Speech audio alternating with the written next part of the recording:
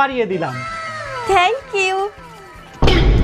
আরে ওর পকেটে আজকে আবার 1000 টাকা পেয়ে গেছি। এক কাজ করে এটা ওকে দিয়েই আসি। এই যে দেখো আজকে তোমার প্যান্টের পকেটে আবারও 1000 টাকা পাইছি। আরে তুমি তো তোমার সততা দিয়ে আমার মন জয় করে ফেলেছো। দাঁড়াও, এই 1000 টাকাটাও তুমি রাখো। Thank you.